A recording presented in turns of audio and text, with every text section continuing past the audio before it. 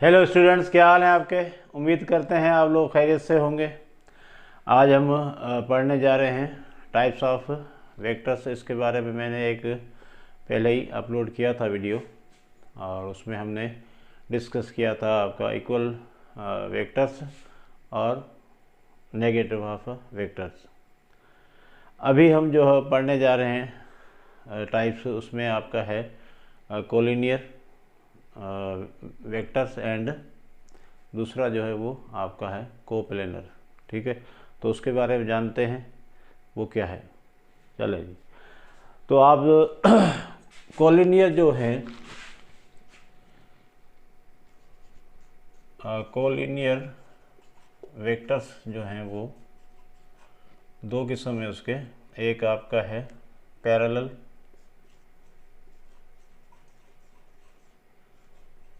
Vectors और दूसरा है आपके पास एंटी यानी एंटी पैरेलल।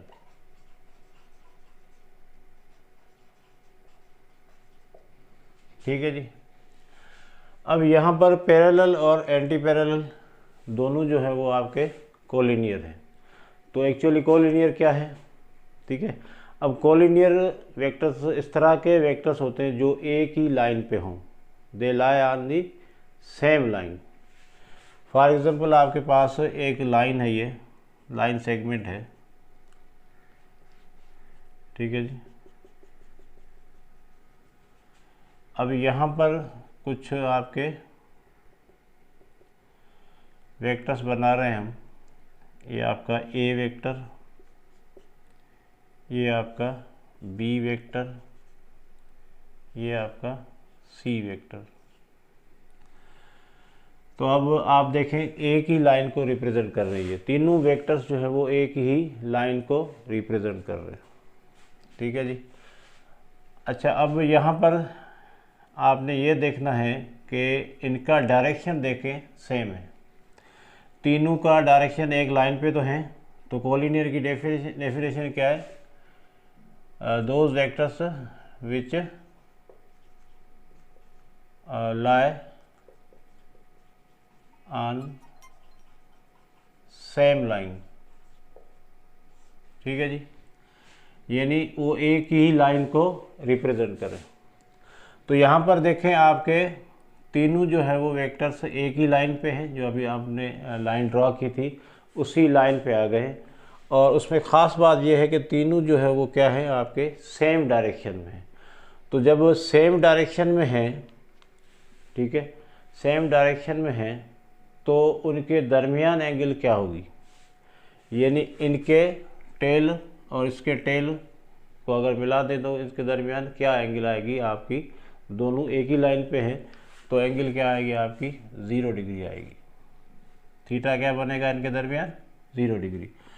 तो इस तरह के वेक्टर्स जो एक ही लाइन पे हों उनको कोलिनियर कहा जाता है। और वो इस तरह है जिनके अगर उनके दरमियान 0 डिग्री के एंगल है तो वो क्या कहलाएंगे आपके पैरेलल वेक्टर्स। क्या कहलाएंगे, पैरेलल वेक्टर्स। समझ में आ रही बात। कोलिनियर हैं मगर किस तरह के कोलिनियर है, पैरेलल वेक्टर्स। कोलिनियर भी हैं और पैरेलल है, यानी पैरेलल आपका इसका सब टाइप हो गया। एक्चुअली ये क्या है, सारे कोलिनियर हैं मगर एक ही डायरेक्शन की वजह से इनको हम कह सकते हैं आपके पैरेलल वेक्टर्स से। तो आपके इस तरह के कोलिनियर वेक्टर्स, आपके वेक्टर्स जो एक ही लाइन पे हो तो वो कोलिनियर हैं। और अगर सारे एक ही डायरेक्शन में जो डिस्कस किए जा रहे हैं ना, वो अगर आपके एक ही डायरेक्शन में, सेम डायरेक्शन में, they are called parallel vectors. ठीक है। अब यहाँ पर एक और लाइन बनाते हैं, ये लाइन आ गई। अब यहाँ पर कुछ वेक्टर्स बनाते हैं, ये आपका डी हो गया, ये आपका ई हो गया, और ये आपके पास फिर ई के बाद आ गया एफ आ गया। अब यहाँ पर देखें कि इन दो वेक्टर्स को देखें, ये सारे एक लाइन पे हैं। ठीक है, पहली बात तो ये सारे एक लाइन पे हैं, तो क्या हो गए, ये कोलिनियर हो गए। सही, सारे एक ही लाइन को रिप्रेजेंट कर रहे हैं, तो इसका मतलब है ये क्या हो गए आपके कोलिनियर हो गए। ठीक है। अच्छा, अब ये देखना है कि अगर कोलिनियर तो हैं, मगर यहाँ डी और ई का डायरेक्शन जो है, डी और ई का डायरेक्शन क्या है, दोनों का अपोजिट है। तो इसका मतलब है कि भाई यहाँ पर कोलिनियर हैं मगर डायरेक्शन अपोजिट होने की वजह से क्या कहलाएगा, ये तो सेम डायरेक्शन था तो पैरेलल हो गए, और अपोजिट डायरेक्शन तो यहाँ पर देखें आपका सी और डी, या डी और ई, सॉरी डी एंड ई, ये क्या है आपके अपोजिट डायरेक्शन में है।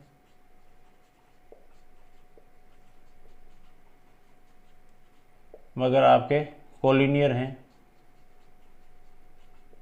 तो इनको क्या कहा जाएगा, एंटी पैरेलल। क्या कहा जाएगा इसको, एंटी पैरेलल कहा जाएगा। ठीक है जी। तो इसका मतलब है कि आपके वेक्टर्स जो पैरेलल होते हैं या एंटी पैरेलल होते हैं, वो दोनों किस कैटेगरी में आते हैं, आपके कोलिनियर की आती है।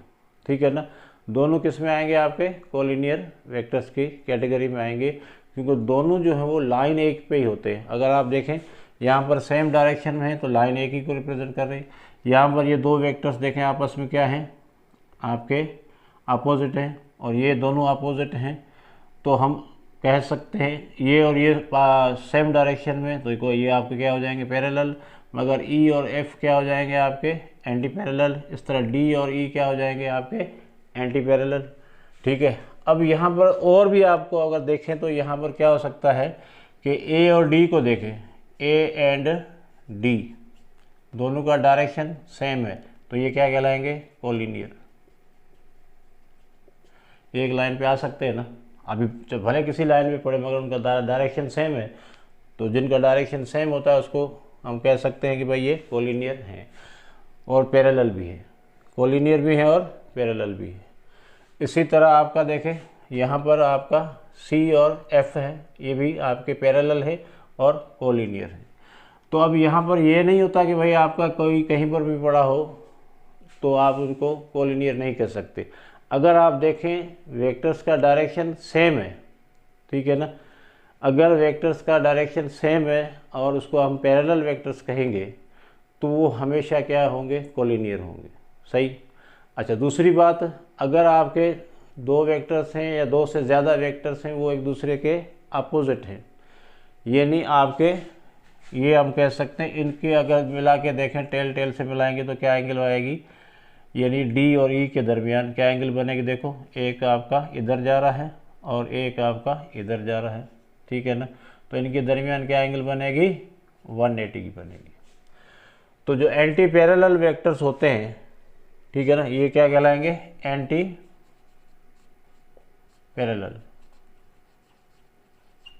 ठीक है ना, एंटी पैरेलल वेक्टर्स क्या होंगे आपके, उनके दरमियान एंगल कितनी होगी, 180 की होगी। पैरेलल वेक्टर्स होंगे तो उनके दरमियान एंगल क्या होगी आपकी, 0 डिग्री होगी।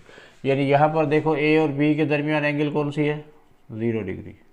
बी और सी के दरमियान एंगल क्या है आपकी, 0 डिग्री। तो ये पैरेलल हो जाएंगे, ये क्या हो जाएंगे, पैरेलल हो जाएंगे। अब आप ये भी कह सकते हो अगर किसी वेक्टर्स के दरमियान एंगल 0 डिग्री है तो वो आपके पैरेलल है। अब आप ये भी कह सकते हो अगर दो वेक्टर्स या बहुत सारे वेक्टर्स के दरमियान एंगल कितनी बन रही है आपकी, कह सकते हो 180। अब 180 से ज़्यादा बन नहीं सकती दो वेक्टर्स के दरमियान। अब पूरी लाइन भरी हुई, कुछ आगे पीछे हो रहे मगर डायरेक्शन उनका अपोजिट है, डायरेक्शन अपोजिट है, तो वो हमेशा क्या कहलाएंगे, एक ही लाइन पे हो और अपोजिट डायरेक्शन हो, तो उसको हम कोलिनियर भी कहेंगे। और कौन से कोलिनियर होंगे, एंटी पैरेलल होंगे। तो अभी आपने नोट कर लें कि भाई कोलिनियर में क्या आते हैं, एंटी पैरेलल भी आते हैं और पैरेलल भी आते हैं। पैरेलल के दरमियान एंगल कैसे पहचानेंगे, उनके दरमियान एंगल कितनी होगी, 0 डिग्री, और एंटी पैरेलल के दरमियान एंगल कितनी होगी, 180 डिग्री होगी। उनका डायरेक्शन अपोजिट होगा। 180 का मतलब है डायरेक्शन अपोजिट, 0 डिग्री का मतलब है डायरेक्शन सेम हो जाएगा। ठीक है, इसको और अभी आपको बताएं क्लियर करके तस्वीर के ज़रिए। अब यहाँ पर देखें पैरेलल वेक्टर्स किस तरह हो गए। अब यहाँ पर कोलिनियर पहले देख लेते हो। क्योंकि कोलिनियर वेक्टर्स क्या होंगे, which lie on the same line. अब यहाँ पर लाइन बनाई मैंने, तो यहाँ पर वेक्टर आ गया, ये वेक्टर आ गया, ठीक है, ये वेक्टर आ गया। अब यहाँ पर देखो, अब यहाँ पर एक बात क्लियर कर दूं मैं कि भाई यहाँ पर ए वेक्टर और बी वेक्टर क्या है, ए और बी क्या एक दूसरे के पैरेलल है, क्योंकि इनके दरमियान दोनों का डायरेक्शन क्या है, सेम है। ए और बी का डायरेक्शन क्या है, सेम है। तो ये कौन से हो जाएंगे, पैरेलल हो जाएंगे। मैंने ये निशानी किसकी डाली है, पैरेलल की, ठीक है। इसी तरह आप देखें बी और सी, बी एंड सी, ये वेक्टर्स क्या है आपके, एंटी पैरेलल है। एंटी पैरेलल क्यों है, दोनों का डायरेक्शन क्या है, अपोजिट है। दोनों का डायरेक्शन देखो, एक इस तरफ जा रहा है और एक आपका इस तरफ जा रहा है। अब दोनों की टेल से टेल, जैसे मैंने बताया था कल आपको, इससे पहले लेक्चर्स में बताया है ना कि अगर दोनों की टेल से टेल मिलाएंगे तो क्या है, एंगल बनेगी इनकी तो ये देखें, एक आपका, ये दूसरा, और इनके दरमियान एंगल कितनी बनती है, 180 की। तो ये क्या कहलाएंगे, एंटी पैरेलल। और यहाँ पर ये देखो, दोनों का सेम डायरेक्शन है, तो इनकी अगर टेल से टेल मिलाएंगे तो क्या हो जाएगा, आपका एंगल कितनी बनेगी, 0 डिग्री। तो ये क्या कहलाएंगे, आपके पैरेलल, ठीक है। तो अब ये क्लियर हो गया, पैरेलल हो या एंटी पैरेलल हो। पहले तो ये आपने समझ लिया कि भाई अगर दो वेक्टर्स एक ही लाइन पे हैं और उनका डायरेक्शन एक दूसरे के अपोजिट है, यानी एंगल उसके दरमियान 180 की है, तो एंटी पैरेलल हो गए। अगर दो वेक्टर एक ही लाइन पे हैं और उनके दरमियान एंगल कितनी बन रही है, 0 डिग्री बन रही है, क्योंकि डायरेक्शन उनका सेम है, तो ये कहलाएंगे पैरेलल। ये दोनों कैटेगरीज चली जाएंगी आपकी किस में, कोलिनियर में चली जाएगी। इन एंटी पैरेलल वेक्टर्स और पैरेलल वेक्टर्स को हम क्या कहेंगे, कोलिनियर वेक्टर्स। और कोलिनियर की डेफिनेशन क्या है, वो भले एंटी पैरेलल हो या पैरेलल हो, सेम डायरेक्शन में हो या अपोजिट डायरेक्शन में हो, मगर एक ही लाइन को अगर रिप्रेजेंट कर रहे हैं या एक ही लाइन पे अगर सारे हैं, तो उन सब को क्या कहा जाएगा, आपका कोलिनियर वेक्टर्स। सही है जी। तो ये हो गया आपका कोलिनियर। इसके बाद दूसरा टाइप है आपके पास कोप्लेनर वेक्टर्स, ठीक है, कोप्लेनर।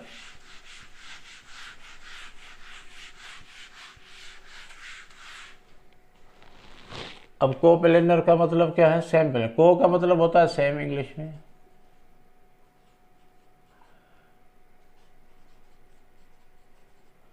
कोप्लेनर जो है वो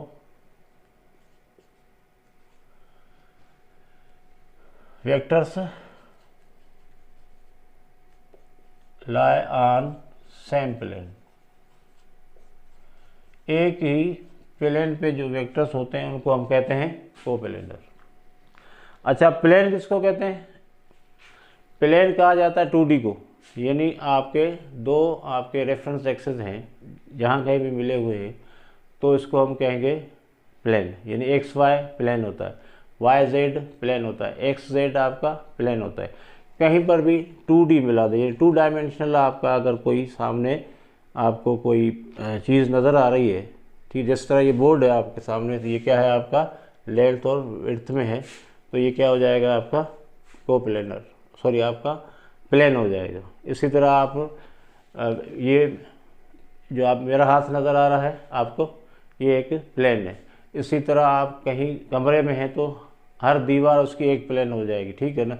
इसी तरह जो उसका जो फ्लोर है वो भी एक प्लेन हो जाएगा। इसी तरह आपका जो छत है वो भी आपकी प्लेन हो जाएगी। तो कहीं पर भी 2D में आप कोई तस्वीर नज़र आ रही है तो उसको हम क्या कहेंगे, प्लेन है। अब यहाँ पर आप देखें कि भाई अगर वेक्टर्स एक ही प्लेन में, यानी आप मैं कहूँ कि भाई ये वेक्टर्स हैं, यहाँ पड़ा हुआ है और ये यहाँ पड़ा हुआ है, तो आप कह सकते हो कि ये दोनों एक ही प्लेन में हैं। दोनों अभी देखें ये 2 मार्कर मैंने रख दिए यहाँ पर, तो आपको एक ही बोर्ड पे नज़र आ रहे हैं, तो हम कह सकते हैं कि भाई ये आपके एक ही प्लेन में, क्योंकि बोर्ड पे दोनों नज़र आ रहे हैं साथ में। तो बोर्ड आपका क्या हो गया, प्लेन हो गया, और वेक्टर्स आपके क्या हो जाएंगे, कोप्लेनर हो जाएंगे, एक ही प्लेन पे पड़े हुए हैं। अब हमेशा याद कर लो कि भाई अगर 2 वेक्टर हैं आपके पास, वो हमेशा एक ही प्लेन में होंगे। दो वेक्टर्स किस में होंगे, हमेशा एक ही प्लेन में आपको नज़र आएंगे। यानी टू वेक्टर्स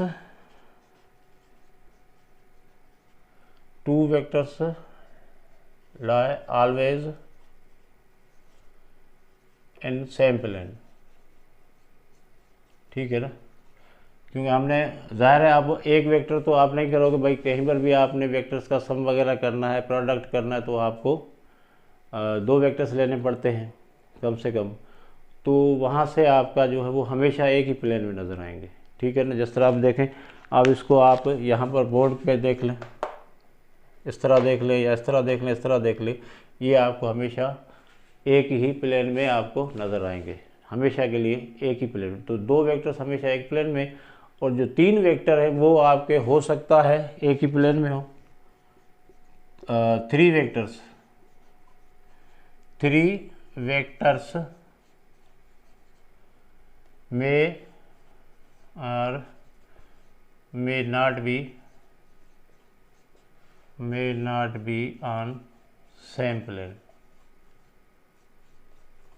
तो अगर तीसरा वेक्टर भी अगर आपसे वहाँ पर मिल जाए तो वो हो सकता है एक ही प्लेन में हो और नहीं भी हो सकता है, ज़रूरी नहीं, ये नहीं यकीनी तौर पे, जिस तरह उसके लिए हम श्योर कह रहे थे, कॉन्फिडेंस के साथ कह सकते हैं कि कोई भी दो वेक्टर्स एक प्लेन में आपको हमेशा एक ही प्लेन में नज़र आएंगे या होते हैं, और तीन वेक्टर कभी होते भी हैं और कभी नहीं भी होते। यानी पॉसिबल भी है, ये नहीं कि इम्पॉसिबल है, पॉसिबल है वो एक प्लेन में हो और अदरवाइज़ नहीं भी हो सकते हैं। ठीक है ना, उसकी वजह है कि भाई यहाँ पर आप देखें, अगर दो वेक्टर्स हैं तो इस तरह अगर आपके पास नज़र आ रहे हैं, जैसे ये 90 एंगल बना रहे तो आपको एक ही प्लेन में नज़र आ रहे हैं। ठीक है ना, पीछे अगर देखें, ये आप बोर्ड के हिसाब से देखें, पीछे आपका प्लेन है ना, तो ये एक ही आपको नज़र आ रहे हैं। अब तीसरा है तो यहाँ जोड़ दिया मैंने, तीसरा वेक्टर मैंने ऐसे जोड़ दिया। अब देखो आपका इसकी तस्वीर कैसे नज़र आएगी, आपको बोर्ड पे नज़र आ रही है। तो ये तीनों एक ही प्लेन में हैं। अगर मैं इसी को ऐसे कर दूँ, ठीक है ना, आगे निकाल दूँ, और ये पीछे वाले दो आपको नज़र आ रहे हैं, मगर ये तीसरा आपको उस पर नज़र नहीं आ रहा, तो आपका दो वेक्टर्स तो हमेशा एक ही प्लेन में होंगे, मगर तीन वेक्टर्स कभी हो भी सकते हैं और नहीं भी हो सकते हैं। उसके लिए गारंटी नहीं है कि हमेशा एक प्लेन में होंगे। ठीक है जी, तो ये थे आपके आज के टाइप्स। और अभी भी टाइप्स हैं, वो हम नेक्स्ट वीडियो में अपलोड करने की कोशिश करते हैं। और ये छोटे छोटे वीडियोज़ हैं और आपको देखने में भी आसानी होगी। और नेक्स्ट जो है वो हम दूसरे टाइप्स अपलोड करेंगे। ठीक है जी, थैंक यू।